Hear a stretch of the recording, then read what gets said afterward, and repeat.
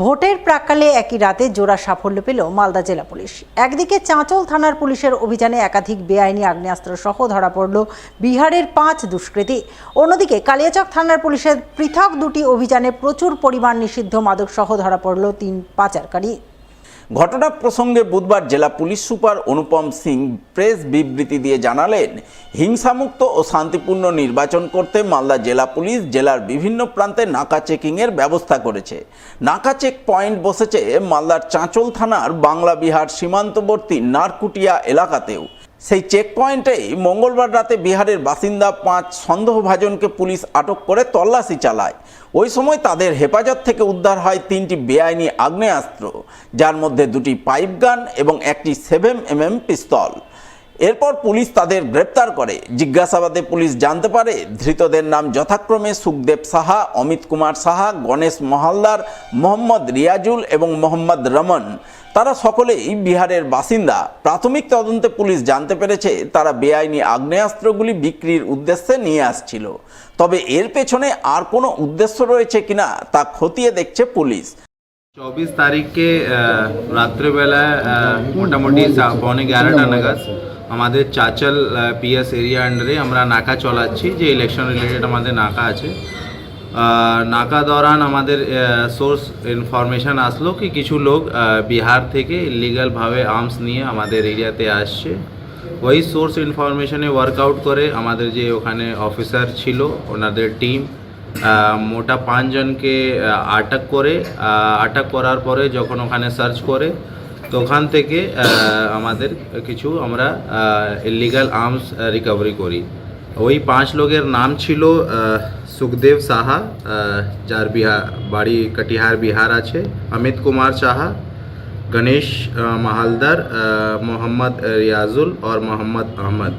এরা সবার যে বাড়ি আছে বিহার আছে।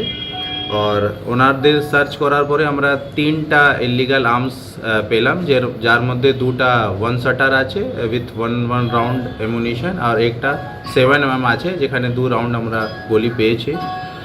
তদন্ত করছি, প্রাইমারি তদন্ত হিসাবে এটা পাওয়া গেছে যে ওনারা এখানে এই আর্মসটা বিক্রি করার জন্য নিয়ে আসছিলেন। আমরা আর খতিয়ে দেখব কি এটা ইলেকশন পারপাসে বা অন্য কাউকে থ্রেট করার জন্য নিয়ে আসছিল কিনা। এটা আবি তদন্তের সাপেক্ষ আছে।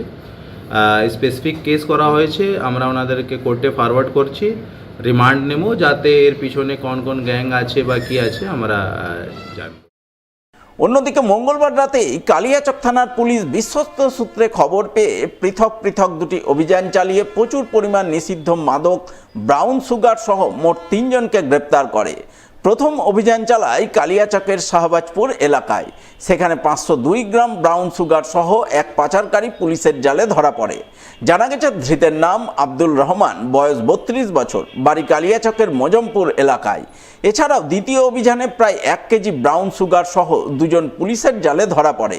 জানা গেছে ধৃত 2 জনের মধ্যে একজনের নাম সমীর নাদাব এবং অপরজনের নাম মোহাম্মদ ইব্রাহিম। তারা কোথা থেকে বিপুল পরিমাণ মাদক পেল, কোথায় নিয়ে যাচ্ছিল, এই পাচার চক্রে আর কে কে জড়িত রয়েছে তা খতিয়ে দেখতে পুলিশ তদন্ত শুরু করেছে।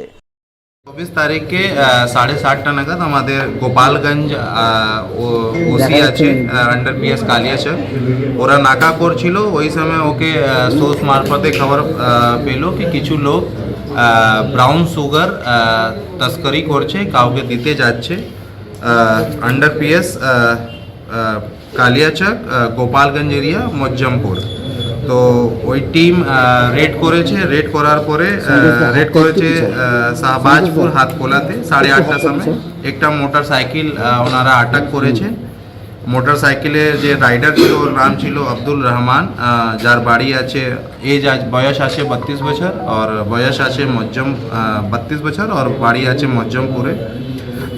যখন ওনাদেরকে সার্চ করা হয়েছে ওনার কাছে থেকে 502 গ্রাম ব্রাউন সুগার পাওয়া গেছে।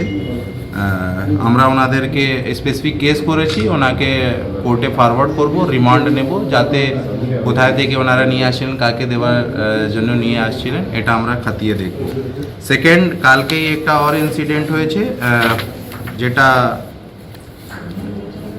টাইম ছিল মোটামুটি রাত্রিবেলায় 11:30 12:30 के নাগাদ। ওখানে দুজনকে আমরা অ্যাটাক করেছি। সমীর নাদাব 24 বছর বয়স আছে, ওনার বাড়ি আছে কালিয়াচক, ঘরালিয়া চক যে ভিলেজ আছে। আর মোহাম্মদ ইব্রাহিম শেখ, ওনার কাছে থেকে আমরা যখন গাড়ি থেকে ওনার কাছে থেকে আমরা সার্চ করে টোটাল 1181 গ্রাম ব্রাউন সুগার পেয়েছি। এনাকে বি কোর্টে আমরা 10 দিন রিমান্ড জন্য প্রেয়ার করছি। এনাকেও আমরা কোর্টে ফরওয়ার্ড করব, রিমান্ডে আনাবো আর চেষ্টা করব কি কোথায় থেকে আনিয়েছিল, কাকে দেবে, এটা আমরা খতিয়ে। নির্বাচন আবহে বৈধ কাগজপত্র ছাড়াই গাড়িতে করে 1.5 লক্ষাধিক টাকা নিয়ে যাচ্ছিলেন এক বিড়ি কোম্পানির কর্মচারী, যা নাকা চেক পয়েন্টে বাজেয়াপ্ত করল মালদার হবিবপুর থানার পুলিশ। ঘটনাটি ঘটেছে বুধবার বিকেল নাগাদ হবিবপুর থানার বুলবুলচন্ডী নাকা পয়েন্টে। জানা গেছে, নির্বাচন আবহে বৈধ কাগজপত্র ছাড়া 50,000 টাকার বেশি সঙ্গে রাখা বা অন্যত্র নিয়ে যাওয়া আইন বিরুদ্ধ। কিন্তু বুধবার মুছিয়ার মহাদেবপুর এলাকার স্বপন সিংহ নামে এক ব্যক্তি, যিনি এক বিড়ি কোম্পানির কর্মচারী, তিনি বুলবুলচন্ডীর দিক থেকে গাড়িতে চেপে 1,60,000 টাকা নিয়ে অন্যত্র যাচ্ছিলেন। ওই সময় বুলবুলচন্ডী নাকা চেক পয়েন্টে পুলিশ তার গাড়ি থামায় এবং তার হেফাজত থেকে প্রায় 1,60,000 টাকা উদ্ধার করে। পুলিশ সেই টাকার উৎস জানতে চায় এবং তার সপক্ষে বৈধ কাগজপত্র দেখতে চায়, কিন্তু বিড়ি কোম্পানির কর্মচারী পুলিশকে বৈধ কাগজপত্র দেখাতে পারেননি। তাই নাকা চেক পয়েন্টে নিরাপত্তার দায়িত্বে থাকা পুলিশ আধিকারিকরা সেই টাকা বাজেয়াপ্ত করে বলে খবর। কোথায় গেছিলেন? আমরা মার্কেটে গেছিলাম বুলবুলচন্ডী। কিসের গাড়িতে। কিসের মার্কেটিং করছেন? বিড়ি। কত টাকা ছিল? 1,60,000। নাকাতে ধরেছে বুলবুলচন্ডীতে। এখন আপনারা কি করলেন? এখন আমরা টাকা আমাদের সিজ করলো, টাকা দিতে আমরা দিয়ে দিলাম। কিসের টাকা এটা?